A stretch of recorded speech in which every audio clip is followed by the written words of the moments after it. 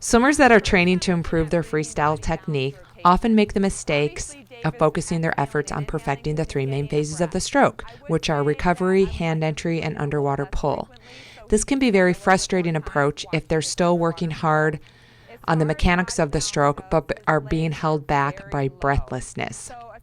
The first step to perfecting your freestyle swimming technique is efficient breathing.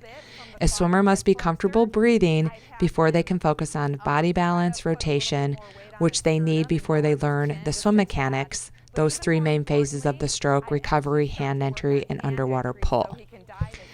There's actually 5 main causes of breathlessness that I see in beginners, especially beginner swimmers.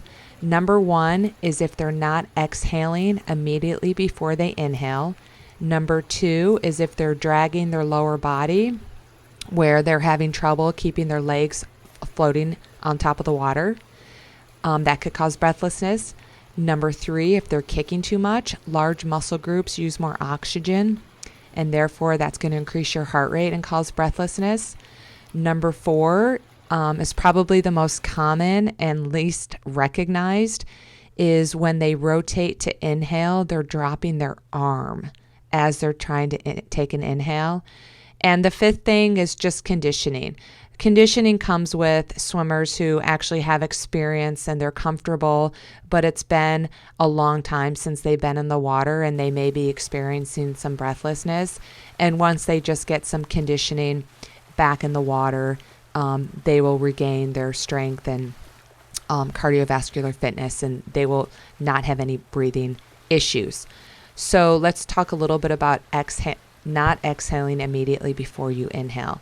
You want to make sure when you take an inhale, as you rotate your head back in the water, you're going to trickle out a little water through your mouth and nose.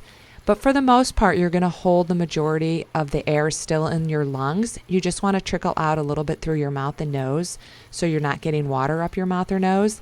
But the main thing about exhaling in the swimming to get a good inhale is you want to exhale as you rotate your head to take an inhale.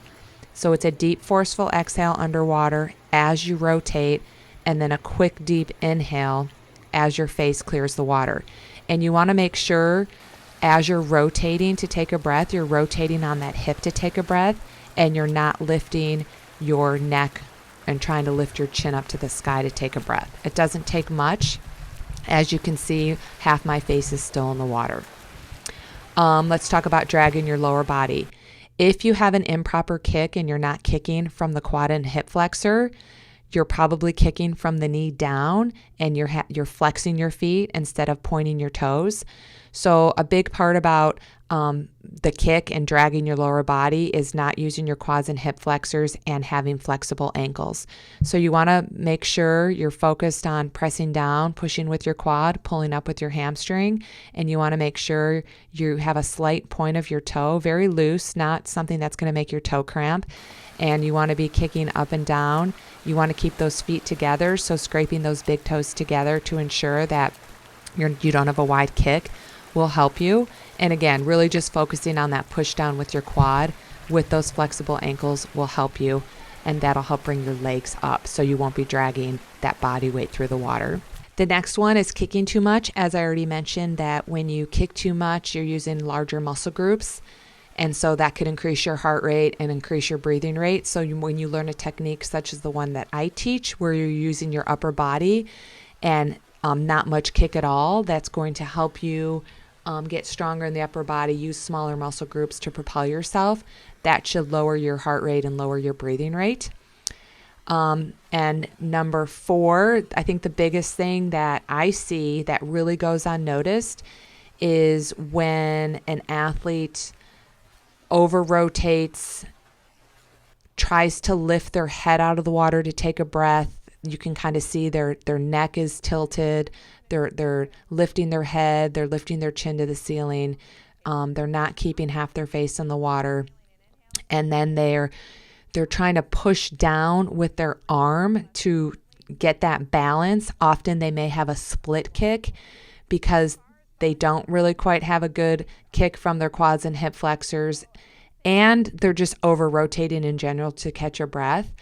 So what's going on is they're unconsciously pressing down. I call it a dropped arm. They're dropping their arm while their head is out of the water to inhale. And then they never really quite get that inhale because they're just focused on breathing so much and just trying to stay balanced that their arm falls. And then all of a sudden their face has to go back in the water.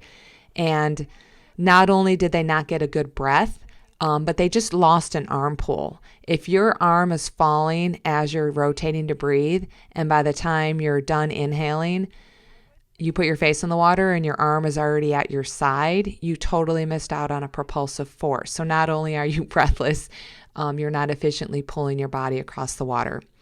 And then I already mentioned the conditioning component.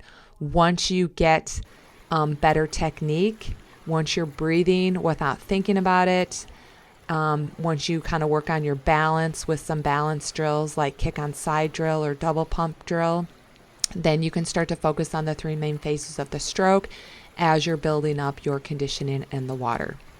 So I'd love to hear how you're swimming. If you have any questions about breathing or anything about swimming, please leave a comment below or contact us, T2CoachWendy@gmail.com.